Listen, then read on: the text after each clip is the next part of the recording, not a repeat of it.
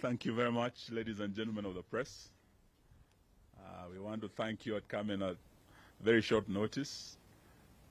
We were last together at Jove Center on Tuesday, and there are several developments that have taken place today. The Azimio leadership, led by our leader, the Right Honorable Raila Odinga, would wish to address the nation on these matters of vital national importance. But as you are aware, since Tuesday, we did yesterday present our notice to the Commander Nairobi region, Bwana Bungei. We were there with the Honorable Oparanya, the Honorable Kioni, and the Honorable Wajakoya. The 20th demonstrations, Bwana Bungei said he had not been given proper notice. He had not been given 3 days clear notice. We took this responsibility yesterday to give him a clear 5 days notice, and those notices have been circulated across all the police stations. So he has no excuse whatsoever but to provide security on Monday and Thursday when we'll be holding our demonstrations. And their role as the police would really be to facilitate, to provide security for all demonstrators who will be holding peaceful demonstrations on Monday and on Thursday. And it is my honor and privilege now to invite our leader to come and address the nation, the Right Honorable Raila Odinga.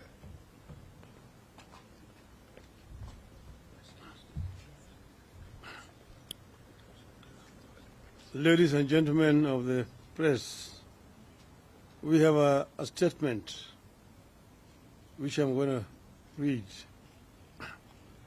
Fellow Kenyans, several important developments have taken place since we last addressed the nation 2 days ago.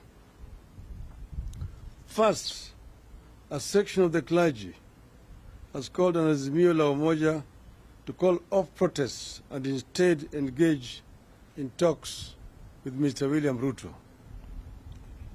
Our answer to the clergy is in the Gospel of John chapter 8, verse 32, which says, and I quote, "Then you will know the truth, and the truth will set you free," unquote. All that Azimio is looking for with regard to electoral justice is the truth. The truth includes the opening of the servers for a forensic audit of the election results, tangible actions by the regime to lower the cost of living, restoring the subsidies on fuel, electricity, education, and food, stopping the unilateral reconstitution of the IEBC, reinstating the 4 IEBC commissioners, ending the tribalization of the public service appointments, and cancelling the appointments of 51 CAS or CASs that has no constitutional basis. We are aware that the regime is moving ahead to privatize state parastatals without the authority of Parliament. We call on our members of Parliament to stand firmly against this illegality, to give away crucial national assets without public oversight. Secondly, Mr. Ezra Chiloba, the Executive Director of the Communications Authority of Kenya, CAC, issued an illegal and unconstitutional order censoring the media and threatening sanctions for their truthful reporting of our demonstrations. We agree with Democrats around the globe that the democracy dies in darkness. With this action, Mr. Ruto is opening the full dictator's playbook to kill Kenya's democracy. We in Azimio will not and cannot allow Ruto to take us to the dark days of yesterday.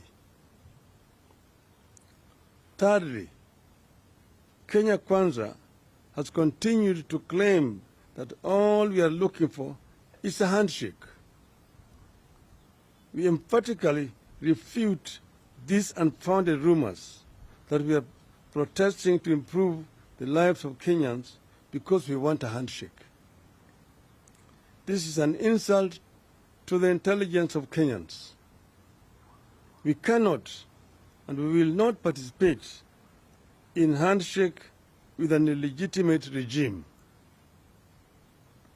We condemn in the strongest terms possible the illegal arrest of minority leaders, Honorable Pia Wandai and Honorable Justice Stewart Mazayo, alongside fellow MPs, MCAs, and activists who have been charged before a ATPU court in Kahawa law courts with false allegations.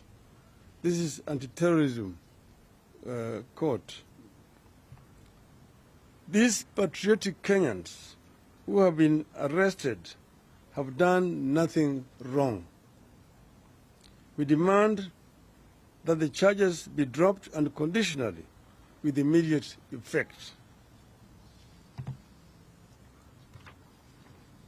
Further, following consultations with stakeholders, we have agreed to call off our boycott of the Star newspaper. Instead, we have filed a complaint with the Media Council of Kenya on the paper's biases. Finally, we call upon all patriotic Kenyans to come out in large numbers on Monday, 27th March 2023 in Nairobi for the mother of all demonstrations and to do so peacefully. Dated this 23rd day of March 2023. Great. Now, having done that, I want to add that we have very authentic information that on Tuesday evening, the Mr. Rigathi Gachagua convened a meeting at his residence in Karen. In attendance was Mr. Kamoi Chungwa and also Mr. Ndindi Joro. They had invited several youths from different parts of the country to that meeting. And that meeting turned out to be a strategy session to plan to counter the demonstrators on Monday. The plan, according to information we have, is that these youth are going to be given uniforms similar to those of the MDD, of our movement, the movement for defense of democracy. Then they will mix with our youth and accompany them throughout the demonstration. But at the end of it, they are going to be armed. They are going to be carrying not only stones, not knives, and pangas, which will be disguised, but they will also be having weapons, guns. And then they will shoot, they will stone, they will knife, and the aim is to kill over 1,000 people. And then they're going to now make a case that there's a bloodbath and try to send those who are leaders of Azimio to ICC. We want to condemn in the strongest terms possible this kind of nefarious criminal plans by these people to try to cause mayhem and bloodshed in our country. We have said ourselves that we are a peaceful movement. We don't want any bloodshed.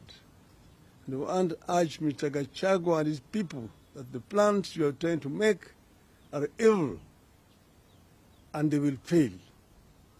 We are peaceful people and we want only peace.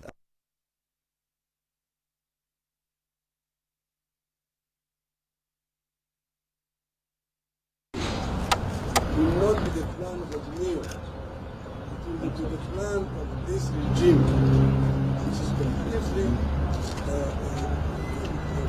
contemptuous the wishes of the people of Kenya. Shame on you.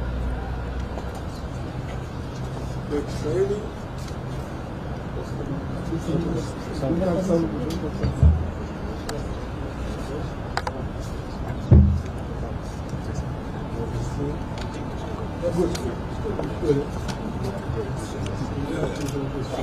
No questions, Prime Minister?